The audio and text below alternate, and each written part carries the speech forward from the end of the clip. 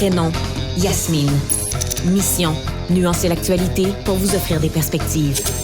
Force, connaissance accrue de la politique et une polyvalence hors du commun. Yasmine Abdel-Fadel. Parlons santé avec Émilie Pelletier-Grenier. Bonjour, Émilie. Salut, Yasmine. Alors, j'aimerais qu'on parle aujourd'hui du métier de préposé aux bénéficiaires. J'ai l'impression que c'est pas très connu. C'est quoi préposé aux bénéficiaires? C'est quoi la différence entre une préposée aux bénéficiaires puis une infirmière auxiliaire? Puis c'est quoi une préposée aux bénéficiaires, Émilie? Oui, c'est ça. On a une idée, puis je pense que l'idée qu'on se fait du travail de préposé aux bénéficiaires est très limitée. Parce que le point d'information est important dans la mesure où, en soi, un préposé aux bénéficiaires, c'est une personne qui s'assure globalement du bien-être, du confort puis de la sécurité des patients. Puis c'est plus que juste changer des culottes d'incontinence, puis je pense qu'on a tendance à beaucoup réduire les préposés aux bénéficiaires à ce rôle-là, celui de laver, de faire les soins d'hygiène des patients. Mais c'est beaucoup plus que ça, c'est anticiper qu'une personne va avoir besoin qu'on la change parce qu'on vient qu'à connaître ses horaires mictionnels, par exemple, ou de savoir qu'il faut lui mettre de la crème sur des rougeurs qu'on voit apparaître, par exemple. C'est de prévoir du temps supplémentaire parce que tel ou tel patient, on le sait qu'il va avoir besoin d'aide pour s'alimenter parce que, par exemple, elle souffre d'un trouble neurocognitif qui fait qu'on a de la dysphagie. C'est aussi gérer les proches des patients parce que, comme travailleur de la santé, on apprend rapidement que le patient vient pas seul. Il vient rarement seul. Oui, bien sûr, il y a des gens qui sont face à la très grande solitude, mais de façon générale, on peut penser que le patient va venir avec des amis, de la famille, des proches, etc. Puis ces personnes-là font aussi partie des gens qui existent dans l'environnement immédiat de cette personne-là. C'est répondre avec diligence, puis répondre rapidement aux demandes des patients.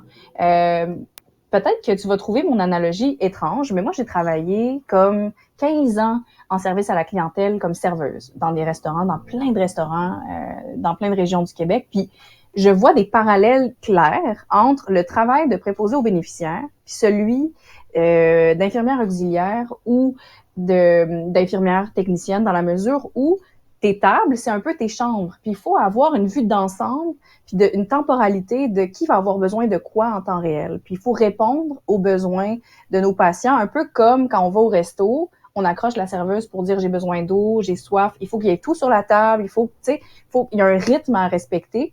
Puis je le vois un peu comme ça. Puis du point de vue technique, tu demandais c'est quoi la différence entre un préposé une infirmière auxiliaire. C'est dans les actes réservés qu'on a le droit de faire. C'est-à-dire qu'il y a certains pays, je pense pas me tromper en disant les États-Unis, où les préposés aux bénéficiaires sont vraiment comme des aides-soignants. Et même au Québec, il y a quelques années de cela, les préposés aux bénéficiaires pouvaient faire des injections sous-cutanées, par exemple, donner de l'insuline ou ce genre de choses-là.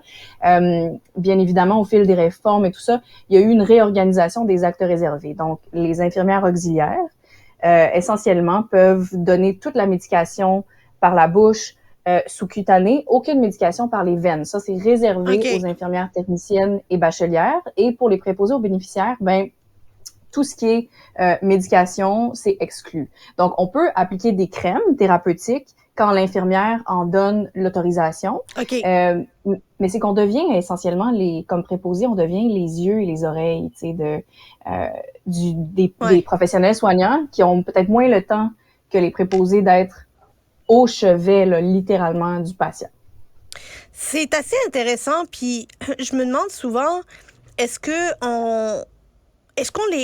les valorise, les préposés aux bénéficiaires? Parce que on dit beaucoup que les infirmières sont nos anges gardiens, puis elles le sont, mais les préposés aux bénéficiaires, c'est encore plus bas dans l'échelle là, du domaine de la santé, puis j'ai pas l'impression qu'on parle assez des préposés aux bénéficiaires.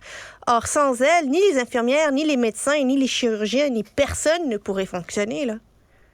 Non, puis je pense, pour avoir travaillé dans plein d'équipes, que les équipes où ça fonctionne le mieux, cette espèce de danse-là entre les préposés aux bénéficiaires, les infirmiers et infirmières, puis le corps médical, là où ça fonctionne le mieux, c'est là où il y a le plus de travail commun, de travail conjoint, où on valorise l'apport des préposés aux bénéficiaires. Il n'y a rien de pire, moi je l'ai vécu quand j'étais préposée, que d'arriver face à un infirmier ou une infirmière avec une information qu'on juge importante, puis qu'on se fait juste dire ouf, OK, oui, merci, c'est beau, je vais noter cette information-là. Tu sais, je suis en train de te dire, par exemple, Madame Tremblay, elle a une plaie qui se développe au niveau du sacrum.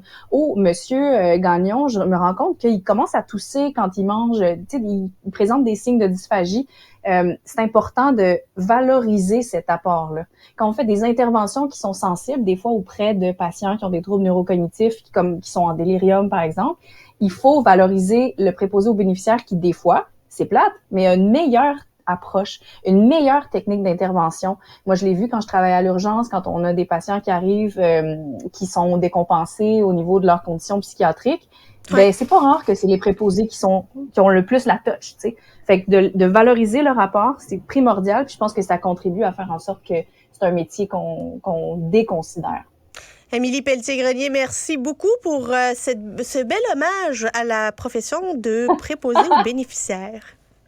Merci, Yasmine. À la semaine prochaine. À la semaine prochaine.